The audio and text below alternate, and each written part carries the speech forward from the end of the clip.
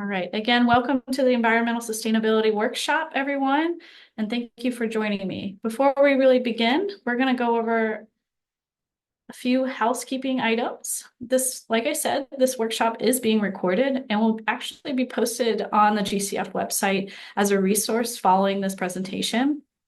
You might have to give us a few days or so, but it will be available afterwards. So no worries if some of your team members weren't able to make it today.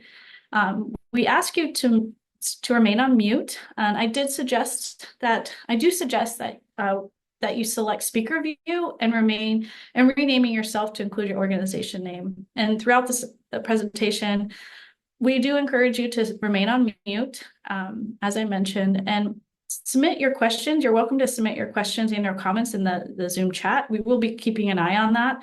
But we do have a section in our agenda here today for a Q&A session at the very end to dive deep into those questions and comments. We probably are going to stay away from interjecting too much, just so I can get through the whole presentation with you, and we can have a real in-depth conversation at the end. After the presentation, any outstanding questions, I would prefer to respond via email just because of the time constraints, and it's a little easier for me than trying to hop on a phone call. Even though I think that's easier, it's just hard when so many phone calls are coming at me and with all the various schedules. So it's really best to email your remaining questions to me afterwards. So let's get going. Here's our quick snapshot of our agenda here today. We're going to do some short introductions of the GCF team and who's running this RFP.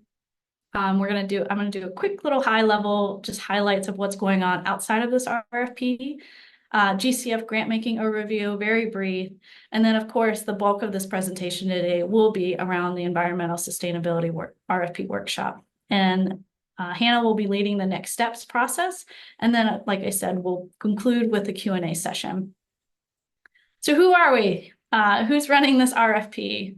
Again, my name is Kristen Ripanoff-Zelinskis. I'm a program officer here at GCF for the Community Investments Department. I manage the environmental sustainability RFP, as well as the arts and culture RFP, and assist our senior director, Addison Nielsen, with affordable housing. I also dabble in animal welfare. So a lot of things that kind of ironically intersect with one another, and I absolutely love being a part of and overseeing these kind of aspects of GCF's grant making. Here today with me from the GCF side is Hannah Hilditch. She is the queen bee in terms of this grant making, guru of our grant making process. Hannah Hilditch is our community investments coordinator. Like I said, she is the guru when it comes to Foundant. So if you have any Foundant questions, she is the person to contact, and she'll be able to work out any kind of complications or difficulties you're having with submitting an LOI or an application. She will be assisting me today in this presentation as a resource in keeping a check on the Q&A box and the comments box and letting people in. But she also, I'm privileged to have her help me with the first phase of the reviewing of our the letters of interest for this RFP. So thank you for joining us, Hannah. All right, so like I said, I just wanted to briefly kind of at least show you some things that are happening outside of this RFP here at GCF. These are just some high-level highlights, but hopefully you saw that we just launched our annual report. I know it's a traditional report, but it's a very exciting document. It's available online. We can drop a link to that as well into the chat box. But this is really allocating and really spelling out the data and the impact stories that we're very excited to champion and that we were able to do with our generous donors last year and our community partners last year. So please make sure to check that out. I also want to let you know that HealthPath, which is a GCF affiliated organization here, just welcomed and announced their next president and secretary, Kiana Trabu. She is a public health professional with over 20 years of experience who has had various executive level positions in the greater Cincinnati region. So we're very excited to have her join us here at GCF. And last but not least, and some of you may have known and participated in this, but we wrapped up last quarter an 8 kind of community learning series that Matthew Randazzo, our president and CEO, led with our Chief Impact Officer, Rashida Cromwell. And this was a really great opportunity to really engage Matthew into our community, but also for you guys to really meet and kind of really speak about your issues and complications and wins and everything to what's really going on in each kind of sector's landscape. But if you didn't see any of those kind of announcements, I really encourage you to sign up in our Stay Connected. That way you won't miss any of these opportunities. Speaking to those kind of opportunities that come with staying connected, I wanted to kind of talk about and give a brief overview of the kind of a complete GCF grant making overview and what all we offer here at GCF. As your community foundation, GCF invests in a more vibrant and equitable region, and by grant making to our community partners doing the work, we make grants in a variety of different ways, including concentrated investments in our community leadership focus areas, requests for proposals, and donor advised funds. We are actively building equity into our own philanthropic practices by shifting to a trust-based model. And hopefully that's not new to you, but I just wanted to really advocate that because it is an important aspect that not everybody adopts. This approach is showcased through our grant-making principles, and we are continuously improving our processes to be aligned with these values. So our community leadership grants are dedicated to GCF's 3 priority investment areas. That's economic mobility, affordable housing, and racial justice. This portfolio approach to grant making allows the foundation to pursue ambitious, innovative projects, large-scale solutions that addresses our region's most critical issues year-round. The other year-round grants that we offer are our mini grants for kids. These are really educational-based grants, but they're very impactful and a massive contribution to the community. And it's really an easy, accessible way of really empowering our community and our kids, and also our giving circles. Another big bucket of our grant programs are our requests for proposals, short-term RFPs, which majority take place on a biannual schedule. So that means every other year. So for environmental sustainability, since it's taking place this year, it will not take place until next summer. So that just says July. Right now is July 24, but next time it'll be happening, it'll be July 2026. And it might change to June. So might be a little extra time for you guys next time around. But the ones with the 2 asterisks next to them are the only ones that we offer a renewal process and a renewal during their off year. Another great program that isn't displayed here is our private foundation umbrella. Through the impact investment department, we don't oversee the private foundation grants, but it is another great resource to check out and to optimize for our community partners. We'll put a direct link into the private foundations grants as well. This is a quick overview of our grant programs, but I would like to share a great tool, and hopefully you know about it already, that will help determine other grants that could align with your potential projects or programs. And it doesn't necessarily need to rely on a program officer or someone to talk to right away. We're always a resource for you, but this is a quick and easy tool for you to access because it is on our website and it's for free. But this is called the Alignment Guide. It is our tool to help you find aligning grants for projects. So it's across all those different sectors I was talking about. If you fill it out, it'll populate kind of the aligning grants that you could potentially align with or are qualified to apply for. I do encourage you, if you do fill this out, play with it a little bit, but you'll notice that it won't save your results. So please copy and paste them, or you're going to have to redo the whole set of questions with the same mindset and answers to the questions that are asked. But we're going to provide a link into the chat box, a direct link into the chat box for the Alignment Guide. So this is why we're all here today, the Environmental Sustainability Workshop. Environmental organizations such as yourselves are a vital part of the Greater Cincinnati ecosystem. Greater Cincinnati Foundation's investments are a tangible way to partner with the community to achieve our aim of becoming a more equitable and inclusive region. So this RFP is made possible because of generous donors and the environmental designated funds that we have here at GCF. I'm excited to acknowledge that we have $400,000 dedicated to this initiative.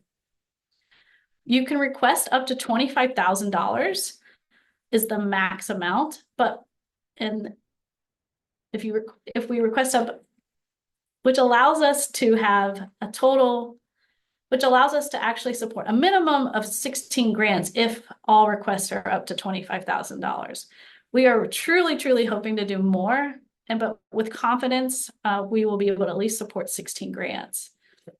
We're really hoping with some co-investments and potentially, not everyone may request for the full $25,000, so that will allow us to potentially support more grants, more organizations. But just as an example, the last cycle of this, we had a very similar starting point with the designated funds. And we were able to award a total of $413,500 through 19 grants back in 2022.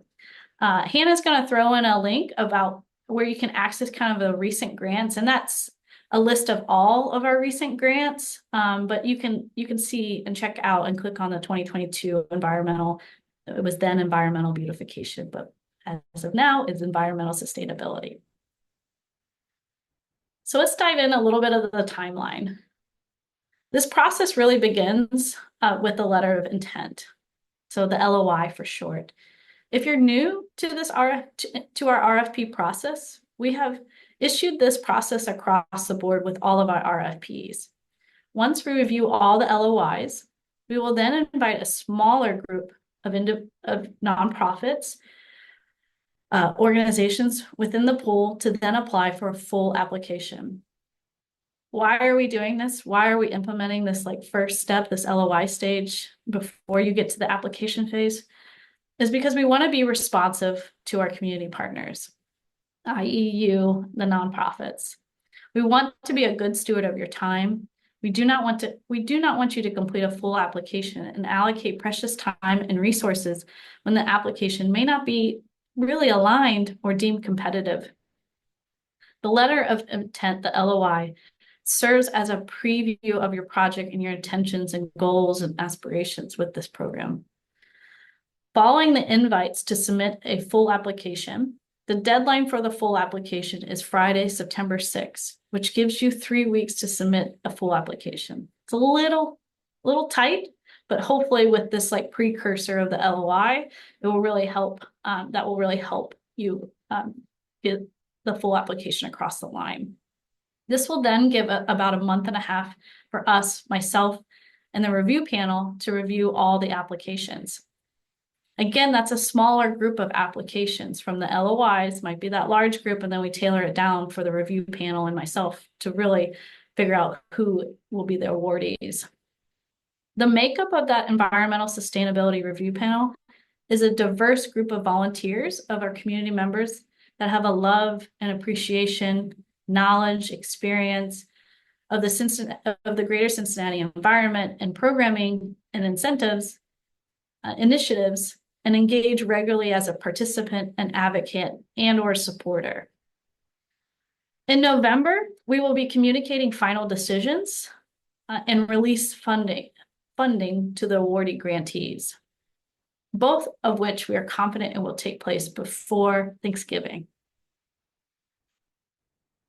So let's dive in a little bit. Let's dig in a little bit. And pun is definitely intended given this environmental sustainability RFP. But funding focus, use of funds and criteria is what we're going to be discussing here next. The funding focus. The purpose of this environmental sustainability RFP is to support and enhance the environmental sustainability of this region by increasing the accessibility and quality of green spaces, conservation, horticulture, and/or nature education that is inclusive of historical marginalized groups. So what does it mean to be, so what what does it mean to increase accessibility and quality? GCF is looking to fund programs and projects that are accessible by creating equitable opportunities to encounter, appreciate, participate, learn, and be informed by the benefits of nature or our environment. To make the benefits of the environment and nature accessible, projects and programs should focus on eliminating barriers to participating in and learn more about their surrounding environment and increasing that representation of those who have been historically marginalized or based on race, ethnicity, age, disability, sexual orientation, gender, social economic status, geography, citizenship, status, or religion. We talked a little bit, as I was mentioning in the question above, but who is included in that historical marginalized group? These groups can be people of color, women, LGBTQ+, low-income individuals, second-chance citizens, those living with disabilities, senior citizens, and many more. Like I said, it could be geographic, social economic status. There's so many more that can be classified as historical marginalized groups. And what outcomes would align with this funding focus? The outcomes, and please note, I said outcomes, not outputs. We will talk a little bit more about that later. The outcomes should focus on increasing participation and connection of those who identify as belonging to a historical marginalized group, and or to beautify, create, conserve, and or restore green spaces that benefit historical marginalized groups and communities. So how can we use these funds? What may be awarded for and what may not be awarded for? What may be awarded for is to support, expand, strengthen existing programs. It does not need to be a new innovative program, but you really want, if you're really at a point where you want to grow, expand, that's definitely can be supported under this grant. Capital improvements. Maybe you need some new tables and chairs, some different kind of equipment that will really elevate the experience and accessibility to your programming. Launch a new program. So in reverse, it doesn't need to be an existing program. Maybe you really have a new piloted program that you want support on, and it might be a little innovative. It might be a little risk-taking. It's a program that was launched after, community engagement, and it was really a new innovative idea. Build organizational capacity. Maybe with that new launched program, you need to increase your part-time hours for certain individuals to be able to manage and take over that extra work for that new program. So you are able to really ask for that capacity building with this grant. And last but not least, general operating support. This general operating support is really geared towards organizations that's mission is around environmental initiatives and programming. It is not necessarily for organizations that are doing an environmental project. So I really want to encourage that kind of distinction there. What may not be awarded for are campaigns, and specifically capital campaigns. We will not support. This is really about the organization and the programming and the accessibility component. So we are not trying to fund capital campaigns. And special events. We really want to stay away from one-day special events opportunities. We really want this, or one fundraising opportunities. Again, no kind of campaigns, but we want this to be a program, which typically means more than just a few days or a weekend-long opportunity. The criteria. So a little bit more of a, this will probably be a jump start to the bulk of our presentation. But the first kind of, this is all outlined in the RFP itself.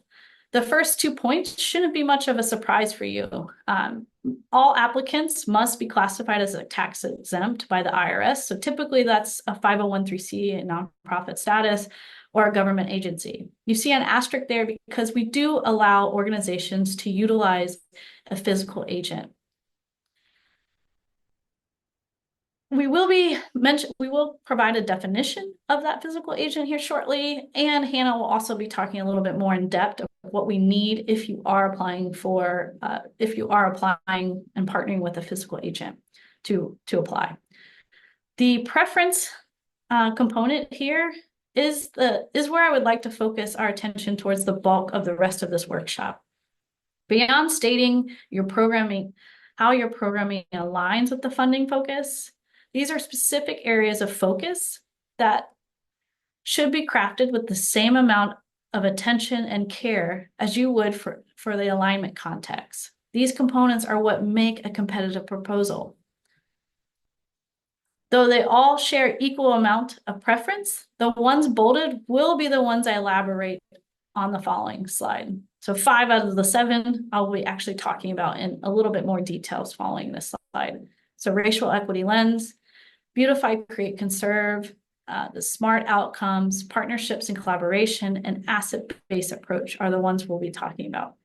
Right before we talk about that, I wanted to kind of really give you a landing page of what we mean by physical agent. And a physical agent, or a sponsor, sometimes it's called, is a nonprofit organization that provides fiduciary oversight, financial management, and other administrative services to help build the capacity of charitable projects. Again, you have to be tax exempt by the IRS, a 501(c) typically, or a government agency to participate, or you can use a physical agent of this nature. So let's talk about our first preference, racial equity lens. Let's take a minute to look at this illustration by Tony Ruth. What do you see? What are the differences, the similarities of each tile? Are we noticing the tree bending to one side versus the other? Are we noticing the tree is more fruitful on one side versus the other? I show this illustration, and this is probably a classic illustration you've seen, because here at GCF, equity is our North Star and our way of being and doing so all can thrive. The bottom left tile shows equality, but we all know a one-size-fits-all approach won't improve equity, the equity journey. And growth should strive from your community.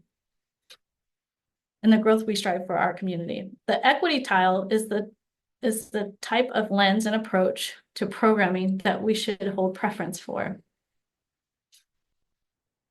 Yes, the tree is still bent and leaning towards one side, but the two ladders are augmented to different heights, allowing for both to pick apples from the tree, meeting where people are versus providing the same tools is a racial equity lens approach. Addressing the disparities of historical marginalized groups, accessibility and quality of environment spaces, education, and programming will result in the support that allows communities, specialists, urban planners, farmers, nature enthusiasts, and/or students, identity, race, and income stop being the barriers and predictors of opportunities academically and/or professionally. There is a preference for organizations that develop solutions with a racial equity lens, and developing programming that goes beyond providing the right tool and targets on fixing an issue is also very much welcomed. So there's various ways racial equity can show up. Within the LOI and the application, you will be explicitly asked to inform us and elaborate how racial equity is involved with your organization and programming. This is an opportunity to own your spaces of growth, organization progress and programs, or highlight goals of your organization that can be external and/or internal work. Leaving it blank is not recommended. Even organizations working in spaces that are majority white have plenty of opportunity to build in a racial equity lens by understanding their staff, why their spaces are white, and better understanding our country's history. We want to know your approach and how your organization, your board, and/or your staff are talking about race and equity. Has your board and/or staff been a part of racial equity trainings? We want to know. We hope to see a holistic approach with your responses on letting us know how your organization approaches racial equity and how you plan to approach this work.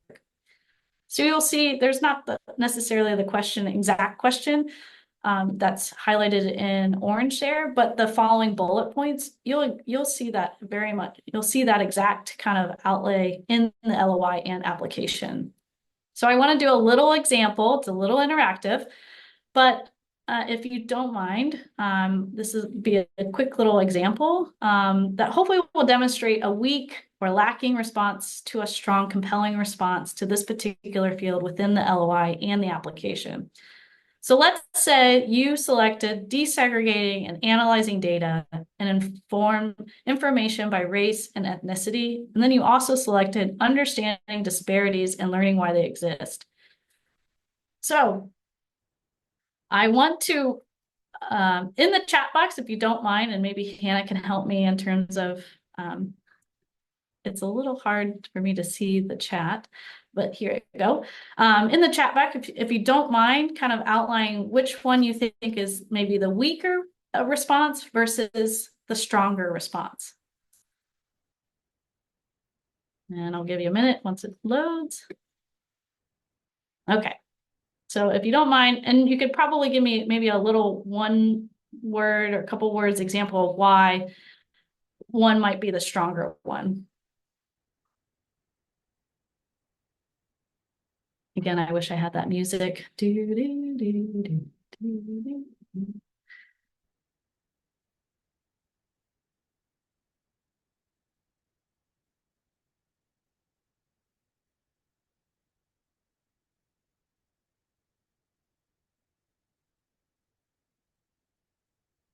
So which one do we think is probably a more compelling, holistic approach to if they selected these two racial equity lunge approaches?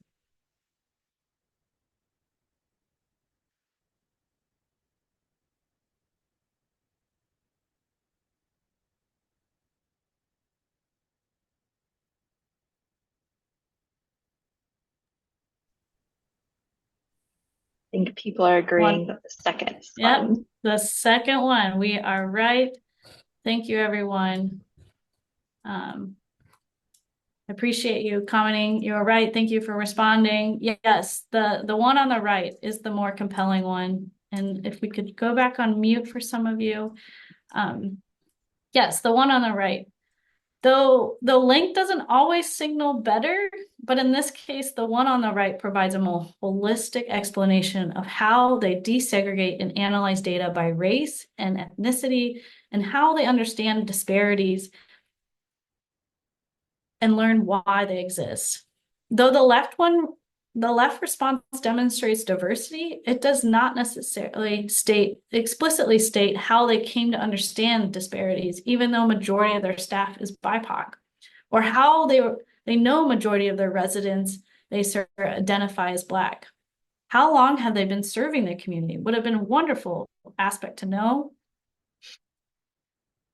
How are they collecting? How do you understand the community you serve? Are you collecting data that inform your decision making when building programming?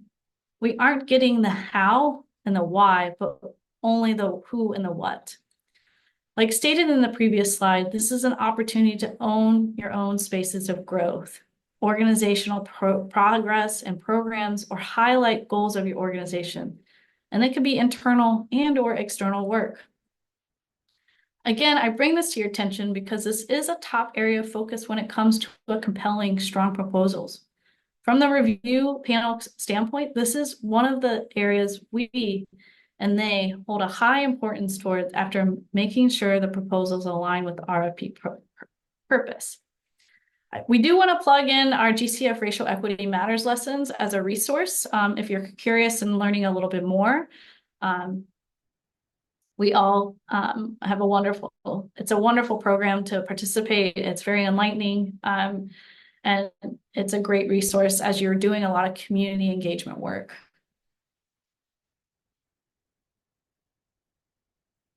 Okay, to our next preference, which is the beautify, create, conserve, and or restore green spaces with preferences for spaces that benefit historical marginalized communities.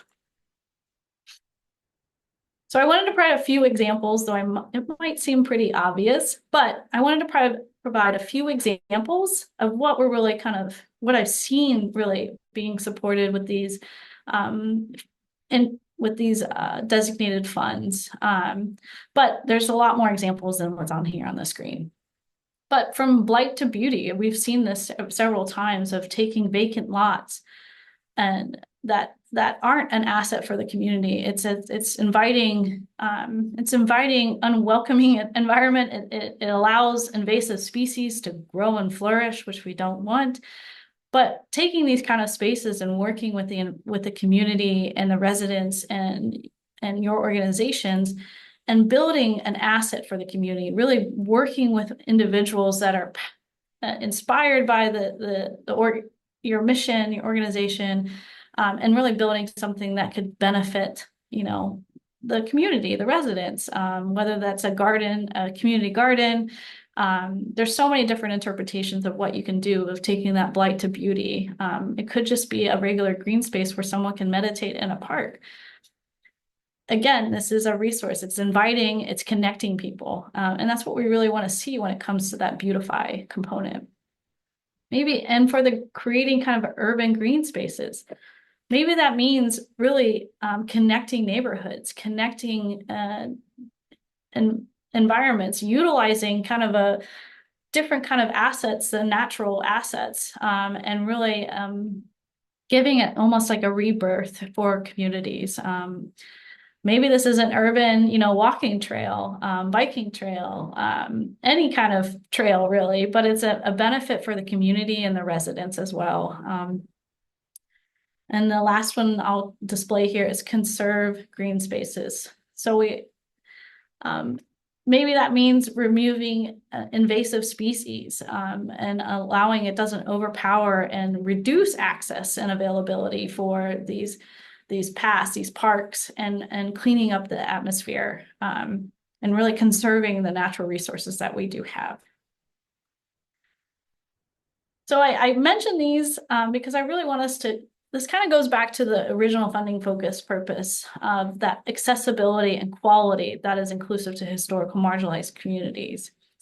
Again, this is a preference for us to support programming that really is benefiting historical marginalized communities.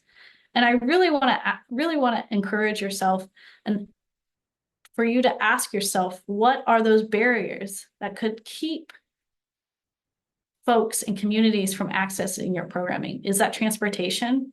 Is that programming fees for your night walk series or to rent space in a community garden, bed? Or how are folks finding out about your program? And how are you promoting this opportunity? So really think about when you're working with these communities and talking to these communities and engaging and partnering with these communities, really think about those barriers and ask them what those barriers are. And this really goes back again to that giving tree illustration. What supports or tools are set in place to make those apples more accessible? And in this case of environmental programming, that will be inclusive to historical marginalized communities. Which perfectly leads me into, as I mentioned, partnerships, collaborations. This next few slides will really be talking about the importance of those partnerships and alignment with community-wide efforts. Within the LOI, you will be asked the how. How does your community voice engagement show up in your organization? How does your organization involve the community you serve? So we ask this question because at GCF, we see when championing the community results in greater outcomes when strong partnerships and collaborations are built between communities and the organization. Bigger outcomes, bigger impact can be accomplished by working together.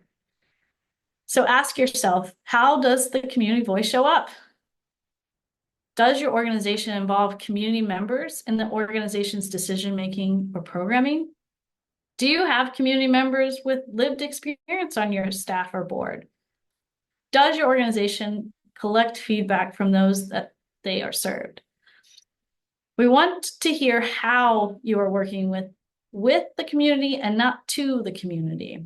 Talking about the community and how you partner with them brings us kind of to our next preference, which is asset-based approach. But before we do that, I did feel like there's a great example that I recently got to experience that kind of culminates several of these last few slides between partnerships and the beautify, conserve, and utilizing kind of community assets, which is, hopefully some of you know about this park, but I had the wonderful recent experience to walk through and see kind of several different phases of the Glass City Metro Park in Toledo. This is a massive community and citywide initiative with multiple phases and a budget way beyond $25,000. So I'm not saying you can accomplish this with $25,000, but I thought it'd be worth pointing out because of their due diligence and how they engaged and partner with the surrounding neighborhoods, residents, businesses, and community leaders to get this incredible park together.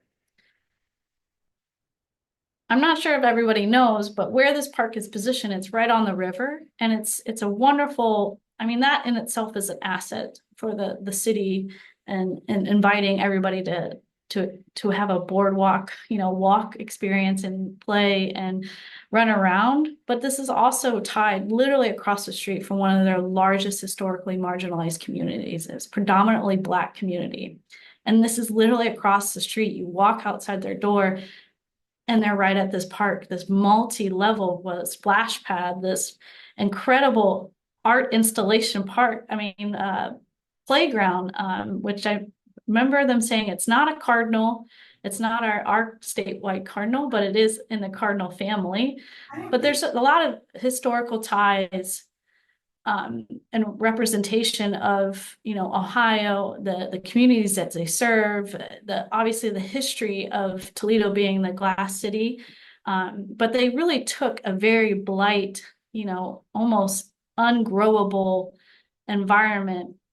And with the help with community, with having residents and community council leaders being part of the initial phase and the design phase and the interaction and the programming phase, like every step of the way, they involved everybody and really gave them a seat at the table and to develop and plan and implement this beautiful park. And I know we have great examples here in the greater Cincinnati region. I wanted to kind of show a little something outside the region, so I'm not playing favoritisms here. But I just really wanted to I was very excited about this park and got to experience it. And it's right here in Ohio. And hopefully I'm not the first of this group, but if I am, I highly encourage you driving the 3 hours to up to Cleveland to experience this park. So let's jump back into the asset-based approach. Again, how does your organization perceive the communities you serve? The main principles of asset-based approach is instead of looking at what the community needs or lacks, the approach focuses on utilizing the assets that are already there. The approach facilitates the empowerment of individuals and communities by helping them to identify and share their strengths and then work together to create their own social innovations. We understand that all of us, the community, we all have the opportunity to grow. We want to hear about the strengths and the resilience, so illustrate how you value the strength of the community. Overall, we're hoping to invest in organization and programs that are building on pre-existing assets of the community. How does this show up in the application of the LOI? It's not a direct question. It is all about the tone and how in the descriptors. It's all about the type of language that you're using when you're talking about your program, the partnerships. So we don't want to hear who is them. We want to hear about your dream, you and the community's dream, and stories that can celebrate as a community and that are inspirational to the community. Organizations that work to strengthen and build on community assets like participation, quality of life, or local economics, build to not fix, will make for a competitive proposal.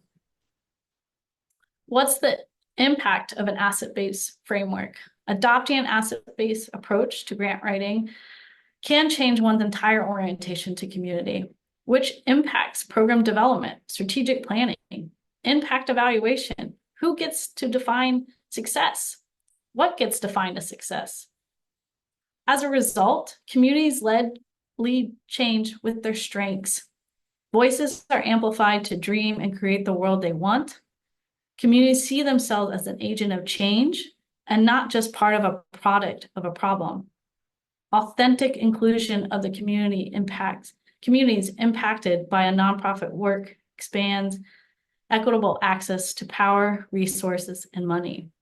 Again, there's no particular question in the LOI or application regarding this framework, but it can be shown when you outline your community partnerships, collaborations, the project goals, and the project description in itself. Last but not least, SMART outcomes.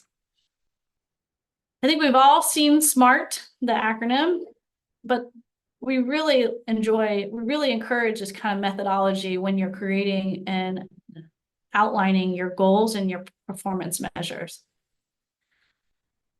So, SMART, specific. What are you trying to achieve? Be inspirational, both with shorter and long-term goals, but be specific.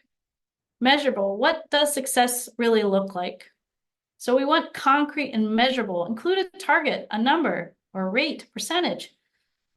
It's stronger if you develop them with an outcomes mindset versus an output. I'll talk a little bit in the following slides about the differences. Align with your past results. A, achievable. Is the goal actually obtainable? I think we all want to aspire of changing the environment and bettering the world within a year and a half or a year, but that's not realistic. So set realistic goals that are challenging but achievable. Relevant. How does your goal align with your program? Ensure the goal serves a relevant purpose. Saving the world and then you're planting 10 trees is not a relevant outcome. It is, we really want you to focus on what is possible and what is in that kind of time-bound situation. So time-bound is that last one. What is the time frame of these short or long-term goals? And we hope that you really outlined kind of in a step format of that timeline or schedule for your program within the LOI and the application. Again, the LOI versus the application. The LOI is going to ask you to spell out your request goals in an open field box. This is where you really can allocate and spell out that time, that schedule, that timeline, and still be specific about the short-term, intermediate, and/or long-term goals of this request. You can still, I still encourage you to apply the whole SMART methodology to it of providing of also including measurable, you know, that targeted number or that rate within that request goal field.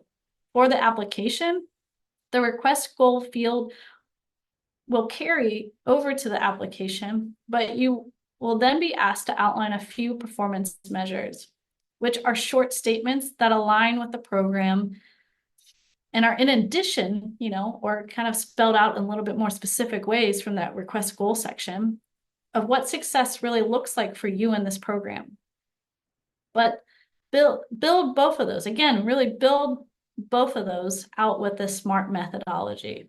The next two slides will be comparing outputs versus outcomes, which I hope points out a clear picture of what we mean between the two and why we prefer outcomes. So here's our first example, output versus outcomes. The difference between output and outcome is that outcome is impact. It's the reason why you are doing this. It's not just planting so many things. It's not just, I want to work with students. It's the reasoning why you are doing this program and why you developed this program. So program example number one, you have a youth horticulture spring education program. An example of an output for this type of program would be 25 students planted over 100 trees. It's very transactional. It's done. But I know nothing of why you did this. I know this is still a success measure in your eyes, but what's the outcome of planting these trees with these 25 students? The potential outcome that you could assess or you were striving for would be 85% of those students will improve their academic performance and learn the benefits of locally grown food. That's more of a better example of an outcome because it's talking about the impact of the program that you've implemented. It's not necessarily transactional, which is still a successful component to your program. But I think when we're really trying to talk about those preferences, it's the outcome, that impact that we really are hoping that this grant can support. The second example, I was gonna do a little more participation, but I was gonna empower you all, or at least a few, to kind of enter into the chat box and spell out which one's the output and which one's the outcome. So this program, this example program, is an industrial park beautification project. So taking that unutilized, land that's been overgrown, not well maintained, and turning it into a very walkable path, and enjoyable to connect to communities and connect with surrounding communities and individuals. So these are my two little statements. If you don't mind, a little shorter, so I'm sure everyone can answer a little faster. But which one's the output and which one's the outcome?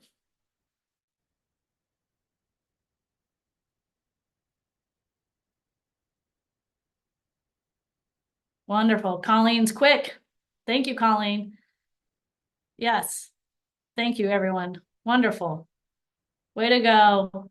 I'm very proud of everyone. Yes, this is what I want to see. All right. You guys did it. You very much. It's a little, I mean, it might be a little obvious, but I'm very excited that everyone's in agreement. But yes, the left one is the output, that very transactional.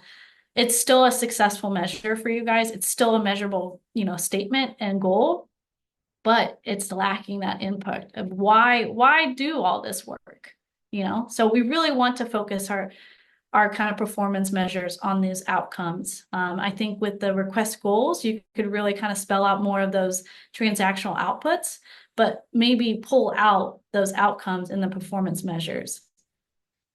So that, increase the neighborhood economics development by 25% and decrease crime. That is an impactful program after transforming a lot that was just underutilized and not utilized in the right fashion, it seems.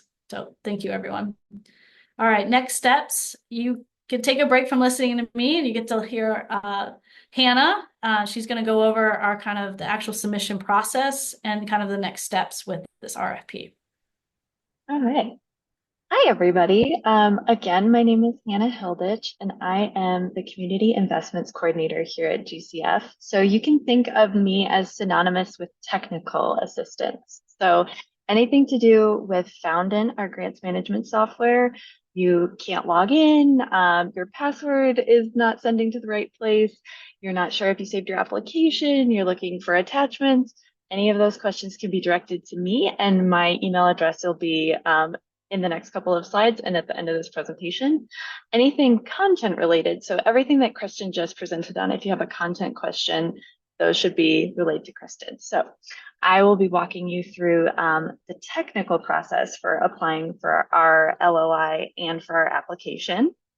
So for, there we go. Okay, it's a little bit delayed on my end, apologies. So when you've aligned with the RFP, you've read all the information, you're ready to go, you can submit your LOI through Foundant, our grants management software. So you can use the link that's posted here. It's gcfdn.org/Foundant to access our application site. That link is also in the PDF document of the RFP. So when in doubt, always go back to the RFP webpage we have on our website to find it. And then once you're there, it'll take you to the login page. So there are many different situations with organizations having a lot of staff turnover, maybe not sure, you haven't applied in a while. How do you log in? So if you know that your organization has an existing account and you know that you have an existing user account under that organization, you're ready to go. You can log in, no problem. You know your password. If you are new to your organization or perhaps have not yet made a user account, but you know that they have an organization account, you'll need to contact us so we can add you to that organization.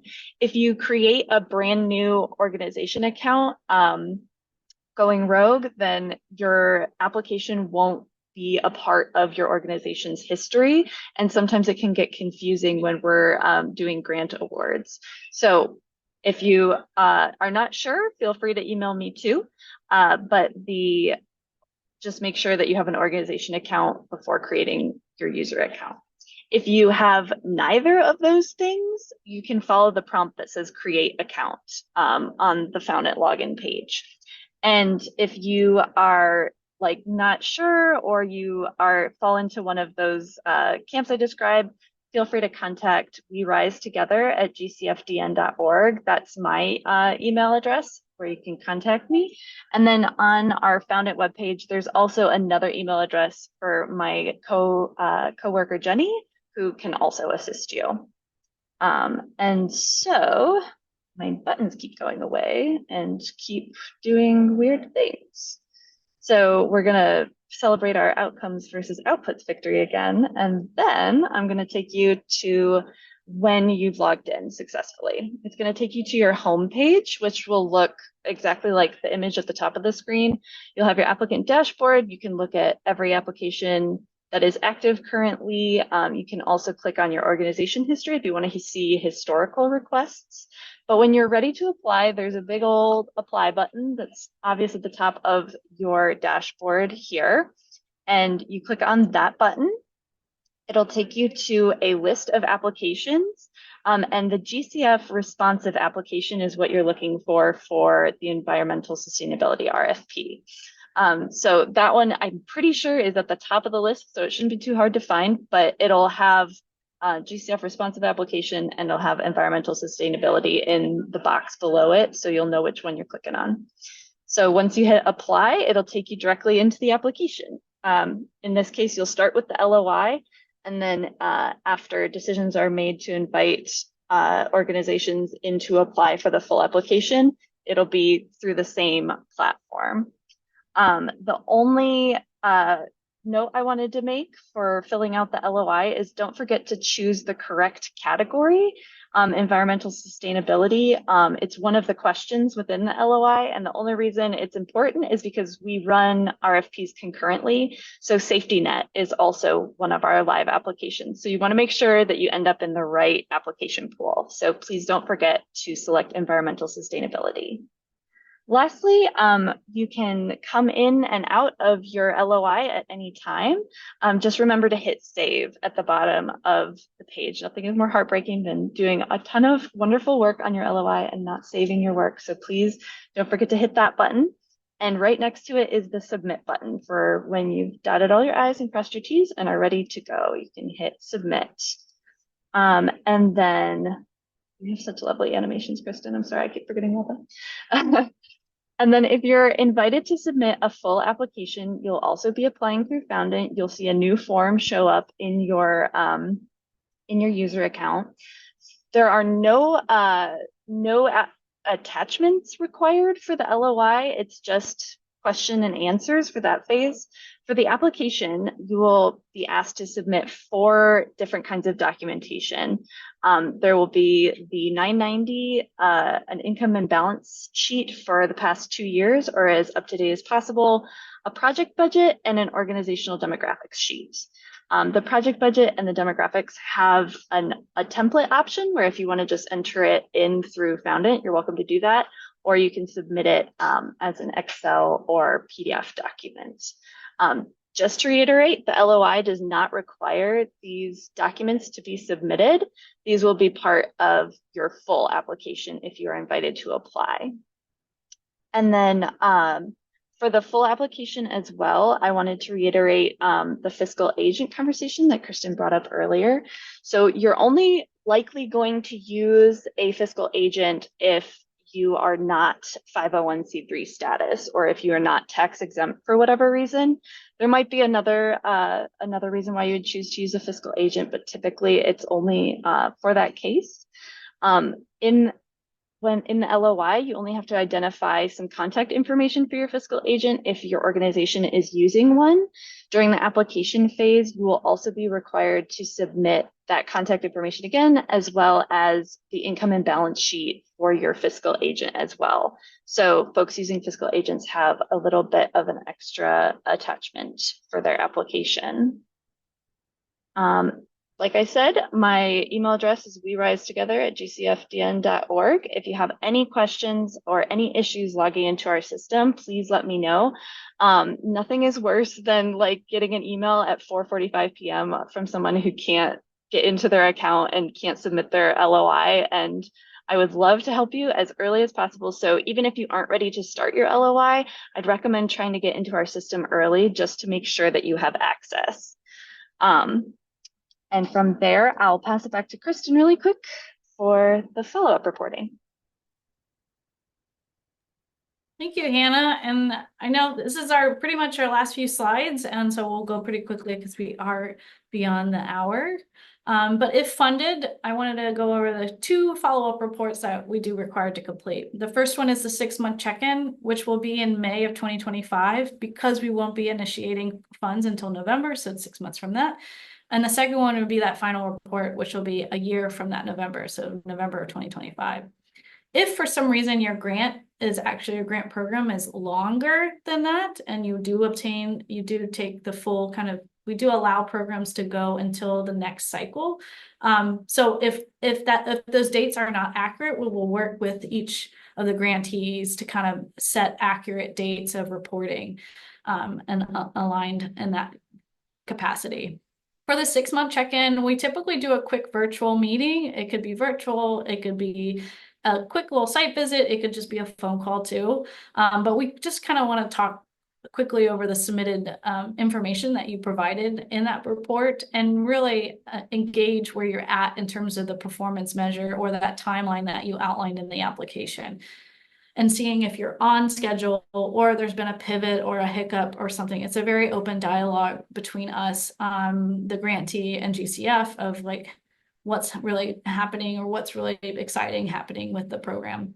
The final report dives a little bit more deeper in terms of project numbers and how many individuals were impacted or were served, if there's any dollars leveraged. But we really do kind of go back and see where you landed with those performance measures that you outlined. And it really has an opportunity for you to kind of share those inspirational stories that came about from this program. Tell us kind of those responses and engagement pieces that really either uplifted or changed your original intent or anything of that sort of what you really expected to come out, but really this is the true outcome. So that storytelling component is a great field to utilize in that final report. Last but not least, we have the tips and tricks slide, which is really it's also this is outlined on our website for the grant frequently asked questions. So Hannah's going to drop a link in the box there. But yeah, you can always utilize us as a resource too when you're having troubles, or if you really need me to see if your project really aligns. But this might be another great resource for you as well. So it's Q&A session. I haven't been monitoring the chat box field. I did notice that I need to update maybe a date on one of the slides. My apologies on that. There's a lot of dates getting shuffled around here, but thank you for pointing that out to me. Hannah, do we have any? And you're welcome to come off mute, but it's kind of sometimes a little easier for us just to read the questions if there was any. I don't think that there are any new questions, but I did have one sent to me directly that I just wanted to reiterate. Someone asked, if you have multiple environmental projects going at the same time, can you submit an application for each of those projects? No. So it sounds like what you could do is kind of your general operating support. Since that's a culmination of your programming, it sounds like your mission for your organization is around those initiatives. So I would encourage more of a programming thing, but if it's really you need funding for a particular grant and you have like maybe a gap in that funding for that particular program, then maybe focus on that one as well. But it's one organization and one kind of program that can apply. So not an organization applying with multiple different concepts. I also want to take in a fact of partnering organizations. So if both partnering organizations are applying for the same support for the same program, that is highly, highly not encouraged. It will kind of disqualify one of you in that aspect. So really make sure whoever you're partnering with, that you guys are not proposing the same project. It doesn't make you ineligible that two of the partnerings that are proposing projects, but they have to be very different. They can't be the same project. Great question. Thank you. And then we have one more that says, is it possible to use the funds towards doing the research at a university, or should it be a physical project? I would say because a university is not primarily environmental driven, I would say you would be highly encouraged to do more of a physical project. We haven't historically funded a lot of universities. We primarily funded like schools, lower education. So I'm happy to talk a little bit more about that, but given that a university is not dedicated to just environmental issues or programming, I would suggest going more of a physical project route.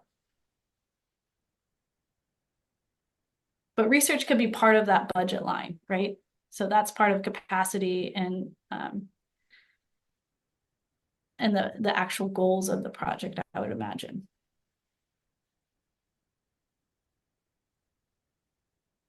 Lauren asked, do you have any suggestions for making an operational capacity LOI competitive?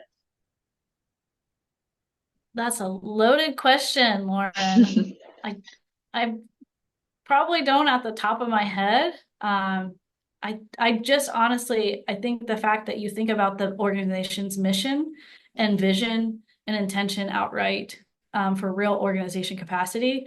Like I said earlier, if your organization is expanding a new program or you're hiring an assistant to off-put kind of those additional hours based on an existing program that's growing. That's one of the biggest examples that I've seen in terms of support of that, increasing those hours or hiring a part-time person or hiring a full-time person to help support the mission or help support that program. So it really has to be tied to that particular to the organization's mission if it's really geared around environmental initiatives or that position in itself or the program itself. Sorry. Hopefully that helps. Yes, David, I see it. The slides will be available with the recording. And it will have the updated LOI timeline slide. Thank you. I think that might be it for today. Yes, thank you so much. I apologize for the extended time, but I'm very excited to be, I'm honored to be a part of this RFP and leading this. And any additional questions, please feel free to email myself very much about the RFP itself. And Hannah is that resource for the foundant and the application process. So I will be your resource to answer any kind of additional questions regarding alignment with the RFP. So thank you so much, everybody. I hope you have a wonderful day. I've been inside way too long, and I really hope to enjoy the environment outside here shortly. So thank you so much. Bye, Thanks, guys. everyone.